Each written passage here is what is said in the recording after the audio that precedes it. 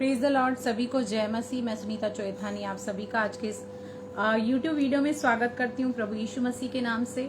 और आज भी हम उसी सब्जेक्ट में आगे बढ़ेंगे। जैसे कल भी कुछ चीजें मैंने आपको बताई थी, तो अंत में मैं आपको एक बहुत बड़ा फायदा आपका बताऊंगी। अगर जो आप इस चीज को इम्प्लीमेंट करते हो अपने जीवन में, तो एंड में आपको मैं बताऊंगी कि इससे क्या बहुत बड़ा बेनिफिट आपको मिल सकता है। तो एक सवाल मैं आपके सामने रखना चाहूंगी और चाहती हूँ कि आप सभी रेस्पॉन्ड करके मुझे बताएं कि क्या इस दुनिया में ऐसा कोई है जो ये दावा कर सके कि मैं कभी हर्ट हुई नहीं हूं या मैंने कभी किसी को हर्ट किया नहीं है। ठीक है, इस दुनिया में रहते हुए कई बार इंटेंशनली और अनइंटेंशनली या तो हम किसी को हर्ट करते हैं या फिर हम किसी के द्वारा हर्ट किए जाते हैं। और जब दोनों ही सिचुएशंस होती है तो एक अक्षमा हमारे अंदर आ जाती है, एक ग्रज मतलब एक डाह, एक गुस्सा, एक क्रोध, एक डिस्टेंस, एक डिफरेंस हमारे मन में उस व्यक्ति के लिए पैदा हो जाता है। क्योंकि कई बार हम जब किसी के साथ बहुत ही अच्छा बर्ताव करते हैं, उनको केयर दिखाते हैं, उनको कंसर्न दिखाते हैं, पर सामने वाला उसका टोटली ऑपोजिट कर रिएक्ट करे और हमें ही गलत समझे, हमें ही रॉन्ग ठहराए, तो कहीं ना कहीं हम हर्ट हो जाते हैं और हम उस व्यक्ति को क्षमा नहीं कर पाते हैं। और अनफॉरगिवनेस मतलब अक्षमा, और बाइबल इसके बारे में क्या कहती है और अगर हम क्षमा नहीं करते तो हमारे कितने बड़े नुकसान हो सकते हैं। तो बेटर यही है कि हम उन्हें क्षमा करें। तो ऐसे कुछ स्क्रिप्चर्स, ऐसे कुछ वचन मैं आपके सामने रखना चाहती हूँ जो आपको मोटिवेट करेंगे, जो आपको इंस्पायर करेंगे। क्योंकि कई बार पता है क्या होता है कि जब सामने वाला गलतियों पे गलतियां करते रहता है और हम उसको कंटिन्यूसली फॉरगिव करते रहते हैं, तो कई बार उस क्षमा को, या हम अगर किसी से माफी मांगते हैं तो कई बार है ना, लोग उससे गलत वे में लेते हैं और उनको शायद लगता है कि देखो ये रॉन्ग थी इसलिए तो ये आई और इसने क्षमा मांगी, देखो ये बहुत बड़ी गलती करती है और इसलिए तो उसको क्षमा मांगनी पड़ी, सॉरी बोलना पड़ा। तो कई बार पता है लोग इसको हमारी एक कमजोरी की तरह लेते हैं, बट क्षमा करना, क्षमा मांगना ये एक कमजोरी नहीं है, ये बहुत बड़ी अपने आप में एक ताकत है। और जब आप दिल से किसी को क्षमा कर देते हैं तो आपके मन में एक अद्भुत शांति, एक पीस आ जाता है परमेश्वर की तरफ से, और हम कहीं ना कहीं प्रभु यीशु मसीह के समान बनते हैं। क्योंकि प्रभु यीशु मसीह ने, तो आपको पता है कि उस क्रूस पे जब लोग उसे थूक रहे थे, उसको कोड़े लगा रहे थे, उसको मॉक कर रहे थे, उसको चिढ़ा रहे थे, तरह तरह की बातें बोल रहे थे, तब भी प्रभु यीशु मसीह ने क्या कहा कि हे पिता इन्हें क्षमा कर क्योंकि ये नहीं जानते ये क्या करे।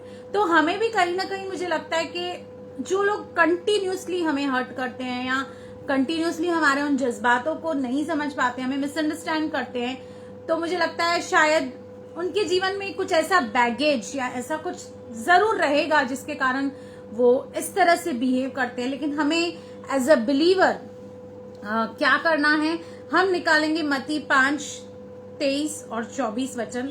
अगर हम क्षमा नहीं करते ना तो उससे बहुत बड़ा हमारा नुकसान होता है, हमारी प्रार्थना परमेश्वर तक नहीं पहुंचती है। और प्रभु कहता है कि जैसे तुम क्षमा करोगे मैं भी वैसे ही करूंगा। मतलब हम अगर जी क्षमा नहीं करेंगे तो वो परमेश्वर भी हमारे क्षमा नहीं करेगा। और यदि क्षमा हमारे पाप नहीं होंगे तो ऑब्वियसली हम सीधे सीधे नरक में जाने वाले हैं। तो हम क्यों अपना नुकसान करें यार? क्या जाता है माफ करने में, माफी मांगने में जाता क्या है? आपका कुछ नहीं जाता। हो सकता है वो सामने वाला को लगे कि आज देखो मेरी जीत हो गई और इसको झुकना पड़ा, लेकिन हम परमेश्वर की नजर में सही हो जाते हैं, हम परमेश्वर की नजर में धर्मी हो जाते हैं जब हम उसकी राहों पे चलते हैं। तो हम निकालेंगे मत्ती 5:23 और 24। यहाँ पर कहता है, इसलिए यदि तू अपनी भेंट वेदी पर लाए और वहां तू सिमरन करे कि तेरे भाई के मन में तेरे लिए कुछ विरोध है। अब ऑब्वियसली हम जिस वेदी की सेवा करते हैं वहां पे फूल, फल, नारियल तो हम लाते नहीं है क्योंकि हमारी तो कोई मूर्ति है ही नहीं। लेकिन हम वेदी पर क्या लेके आते हैं? हम वेदी पर प्रार्थना को लेके आते हैं, धन्यवाद को लेके आते हैं, स्तुति आराधना को लेके आते हैं। पर यहाँ पर परमेश्वर का वचन कहता है, यदि तू अपनी द बेस्ट भेंट को जब प्रभु की वेदी के सामने लेकर आए और तुझे ये सिमरन हो, ऐसा कोई नहीं होगा यार इस दुनिया में जो ये कहे कि कभी मेरा किसी के साथ कुछ मिसअंडरस्टैंडिंग नहीं हुई, डिफरेंस ऑफ ओपिनियन नहीं हुआ, डिबेट नहीं हुआ। ऐसा कभी नहीं होगा क्योंकि ये सबके साथ होता है, सबके जीवन में होता है। बड़े बड़े पास्टर्स, बड़े बड़े लीडर्स के साथ ऐसे होता है, ऐसा इस बात से कोई अछूता नहीं है। लेकिन प्रभु कह रहा है कि यदि तू अपनी भेंट लेकर आए और तुझे स्मरण हो कि तेरे भाई के मन में तेरे लिए कुछ है, तो क्या कर, तो अपनी भेंट वहीं वेदी के सामने छोड़ दे और जाकर पहले अपने भाई से मेल मिलाप कर और तब जाकर अपनी भेंट चढ़ा। क्योंकि अगर हम इस दुनिया में रहते हुए उनसे मेल मिलाप नहीं करते, रिकंसाइल नहीं करते, तो कहीं ना कहीं हम उस अपने आपको उस नरक के लिए तैयार करते हैं। क्योंकि अगर हमारे पाप क्षमा ही नहीं होंगे और यदि हमारी भेंट ही प्रभु ग्रहण नहीं करता, तो फिर हम कितनी भी देर प्रार्थना करें, कितनी भी देर स्तुति आराधना करें, उसका कोई भी वैल्यू और कोई भी मतलब नहीं रहेगा। तो इसमें आपको अपने दृष्टिकोण को इस तरह से बनाना है कि अगर जो मैं किसको माफ करती हूँ तो इसमें मेरा सबसे बड़ा फायदा है, और अगर जो माफ नहीं करती तो इसमें मेरा सबसे बड़ा नुकसान है। और कोई भी व्यक्ति इस दुनिया में रहते हुए अपना नुकसान नहीं करेगा। वो ऐसा कभी नहीं चाहेगा, यार मैं जो प्रेयर कर रही हूँ वो मैं परमेश्वर सुने ही नहीं। क्यों? क्योंकि मेरे मन में किसी के लिए कुछ बातें हैं, कुछ चीजें हैं जिसको मैंने सालों से संभाल के रखा है। कुछ किसी के लिए क्रोध है, किसी के लिए ईर्ष्या है जिसको मैंने सालों से संभाल के रखा है। तो यहाँ पर हमें इस तरह से सोचना है। और मत्ती 6:14 कहता है, ये बहुत इंपॉर्टेंट वचन है। हालांकि हम सभी ये वचन सुनते हैं लेकिन शायद हम इसकी इम्पोर्टेंस को जान नहीं पाते, इसलिए हम कहीं ना कहीं मन के कोने में अपने किसी मसीह भाई या बहन या अनबिलीवर्स के लिए भी कभी कभी ऐसी बातें हमारे अंदर होती हैं।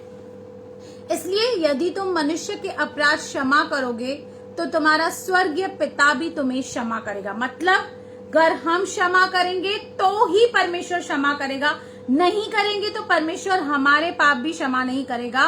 और यदि तुम मनुष्य के अपराध क्षमा न करोगे तो तुम्हारा पिता भी तुम्हारे अपराध क्षमा नहीं करेगा। क्योंकि जिस नाप से तुम नापते हो तुम्हारे लिए भी नापा जाएगा। हम जब गलतियां करते हैं, हम जब पाप करते हैं, गुनाह करते हैं, हम परमेश्वर से एक्सपेक्ट करते हैं कि परमेश्वर आप तो बहुत दयालु हैं, कृपालु हैं, आप तो क्षमा की खान हैं, हमें क्षमा कर दीजिए। बट वही चीजें जब हमारे संगी भाई बहन हमारे साथ करते हैं तो फिर हमारा एटीट्यूड दूसरे की तरफ चेंज हो जाता है। कई बार हम जजमेंटल हो जाते हैं, कई बार हम एक धारणा बना के बैठते हैं कि ये तो ऐसा ही है, ये तो वैसा ही है, और उसी के ही अनुसार फिर हमारा जो बिहेवियर है उस कंसर्न्ड पर्सन के साथ चलता रहता है। लेकिन अगर जो आप क्षमा करेंगे आपके मन में बहुत अद्भुत शांति आएगी और कहीं ना कहीं आप प्रभु यीशु मसीह का अनुग्रहण भी करते हैं इसके द्वारा।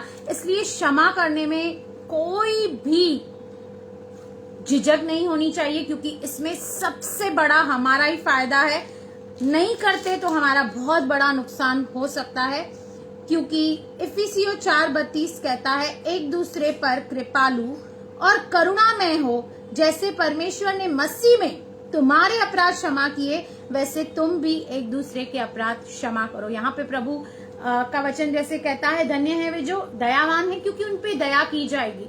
हम अपने आप के लिए, अपनी गलतियों के लिए परमेश्वर से दया और करुणा की उम्मीद रखते हैं, तो वो दया करुणा हमारे अंदर भी होनी चाहिए उन लोगों के लिए जिन्होंने शायद बहुत बड़ा नुकसान किया हो, कुछ ऐसे वर्ड्स बोले हो या बहुत कुछ हमें चोट पहुंचाई हो किसी भी रीति से। लेकिन प्रभु कह रहा है कि एक दूसरे पर, अपने मसीह भाई बहनों के ऊपर कृपालु और करुणामय हो, और जैसे परमेश्वर ने मसीह में तुम्हारे अपराध क्षमा किए। किस तरह? प्रभु ने कभी हमें जज नहीं किया, कभी हमें हमारी गलतियां बार बार दोहराई नहीं, बताई नहीं कि तुमने ये गलत किया, लेकिन उसने हमारे पापों को कभी स्मरण नहीं किया। हमने जब माफी मांगी प्रभु ने उसी वक्त हमको क्षमा कर दिया। वैसे ही तुम भी एक दूसरे के अपराध क्षमा करो। तो हमें क्षमा करना है, उनके लिए मैं भी नहीं लेकिन अपने आप के लिए, ताकि हम चैन से जी सकें। क्योंकि जब हम किसी को क्षमा नहीं करते तो एक बेचैनी, एक रेस्टलेसनेस और एक गुस्से का जो भाव है वो हमारे अंदर चलता रहता है और उसके कारण हम कई बार डिस्टर्ब हो जाते हैं। हमारा वो पीस ऑफ माइंड डिस्टर्ब हो जाता है और उस डिस्टर्बेंस की वजह से ना तो हम प्रार्थना सही रीति से कर पाते हैं, ना वचन हमें कुछ समझ में आता है। तो इसमें सारा हमारा ही फायदा है।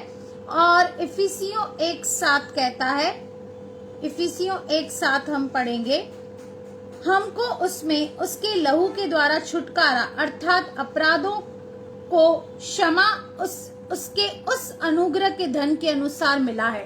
प्रभु ने हमें अपने अनुग्रह के अनुसार क्षमा किया है, वही अनुग्रह हमें दूसरों के ऊपर दिखाना है और उन्हें भी दिल से, सिर्फ शब्दों के द्वारा नहीं लेकिन दिल से क्षमा करना है। और फॉरगिव करना, क्षमा करना एक अलग बात है, और मेल मिलाप यानी कि रिकंसाइल करना एक अलग बात है। अब यहाँ पे आपको डिसीजन लेना होगा कि आपने चलो क्षमा तो कर दिया, पर वहां पे आपको रिकंसाइल करना है कि नहीं करना है, मेल मिलाप नहीं करना है कि करना है, ये आपको सोचना पड़ेगा। क्योंकि कई बार ऐसी सिचुएशंस होती है कि हम अगर ये क्षमा करते हैं और मेल मिलाप करते हैं तो सामने वाले को और ज्यादा मौका मिलता है हमें हर्ट करने का। तो उस सिचुएशन को सामने वाला क्या है, किस इंटेंशन से आपको इस तरह से आपके साथ बिहेव कर रहा है, तो इसलिए फॉरगिवनेस तो हमें करनी है, पर रिकंसिलेशन मतलब मेल मिलाप उससे रखना है या नहीं रखना है, ये टोटली हमें उस सिचुएशन के ऊपर, उस व्यक्ति के ऊपर, क्योंकि कई बार जब हम ऐसे व्यक्तियों के साथ बार बार रिकंसाइल भी करते हैं तो कई बार हम खुद ही पाप में पड़ते हैं या टेम्पटेशन में पड़ जाते हैं। तो उस सिचुएशन को हमें समझना होगा। लेकिन फॉरगिव तो ऑफकोर्स, क्षमा तो हमें सभी को करना है, ऐसा कोई नहीं है जिसको हमें क्षमा नहीं करना है, बाइबल ऐसे बताती नहीं है। तो बस मैं आपको यही कहना चाहती हूँ कि आज वो दिन है, हो सकता है आपके जीवन में ऐसा कोई व्यक्ति हो जिसको आपने अभी तक क्षमा नहीं किया हो, और जब आप क्षमा नहीं करते तो आपकी प्रार्थनाएं का उत्तर आपको नहीं मिलता है। कई बार बीमारियां हमारे अंदर आती, हमें चंगाई भी नहीं मिलती है। कई बार हमारे अंदर वो पीस और शांति नहीं रहती है, एक रेस्टलेसनेस रहता है। तो ये जब आप किसी को दिल से क्षमा करोगे ना, तो ये आपके काफी बॉन्डेजेस को ब्रेक कर देगा और आपके सोल को, आपके प्राण को कंप्लीटली हील कर देगा और आपको एक बहुत ही रिलैक्स और रेस्ट वाला जीवन देगा। तो आज वो दिन है कि आप उन व्यक्तियों के साथ अच्छे से व्यवहार कीजिए, उनको सॉरी बोलिए, भले आपकी गलती नहीं भी है तो भी आप उनको सॉरी बोलिए और उन्हें क्षमा कीजिए, ताकि परमेश्वर आपको भी क्षमा करे और आप स्वर्ग से वंचित न हो। हालेलुया। स्वर्ग से हमें वंचित नहीं होना है, इसलिए हमें क्षमा मांगनी है। तो प्रभु इस वचन के द्वारा आपको बहुत बहुत आशीष करे। आमेन, आमेन।